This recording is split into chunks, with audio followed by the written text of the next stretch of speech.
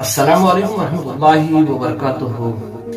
جو بھی بچے نہ اللہ کی عبادت کر رہے ہیں نہ ماں باپ کی بات مان رہے ہیں تو اس میں ایک بہت بڑا حصہ جو ذمہ دار ہے وہ خود ماں باپ۔ ماں باپ اگر گھر میں بچوں کی تعلیم و تربیت کرتے، اللہ کی عبادت کی طرف مائل کرتے، جھوٹ کیا ہے، سچ کیا ہے، حلال کیا ہے، حرام کیا ہے، اگر یہ محنت ماں باپ بچوں پر کرتے تو شاید کہ وہ بچے، وہ نوجوان آج کچھ نہ کچھ آخرت کے لیے اللہ کی عبادت و بندگی کر لیتے ہیں، اور کچھ حد تک ماں باپ کی بھی وفاداری، ماں باپ کی بھی خدمت کر لیتے۔ ماں باپ سے ہی بچوں کو اخلاق و کردار ملتے ہیں۔ ماں باپ کی ہر نقل و حرکت بچوں کے لیے ایک سبق ہے۔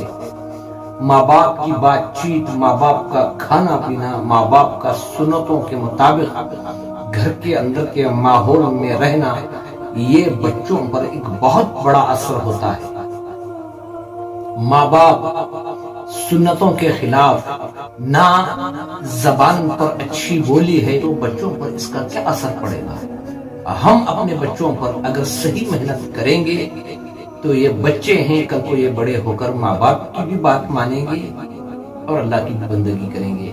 آج نوجوان طبقہ جو گمراہی کی طرف، موبائلی فحشائیت کی طرف متوجہ ہو رہا ہے، تو سب سے بڑے جو ذمہ دار ہیں وہ ماں باپ ہیں، وہ ماں باپ ہیں۔ ماں باپ بچوں کا پہلا مدرسہ ہے۔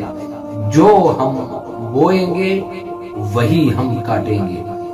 جو بھی لوگ یہ چاہتے ہیں کہ ہمارے بچے اللہ کے بھی فرما بردار ہو، ہماری بھی خدمت کرے، تو یاد رکھو یہ محنت ہمیں ہی کرنی ہوگی، ہمارے اپنے بچوں پر ہمیں ہی محنت کرنا ہے، ہم ہی ذمہ دار ہیں۔ کل قیامت کے روز ہمیں ہی پوچھا جائے گا۔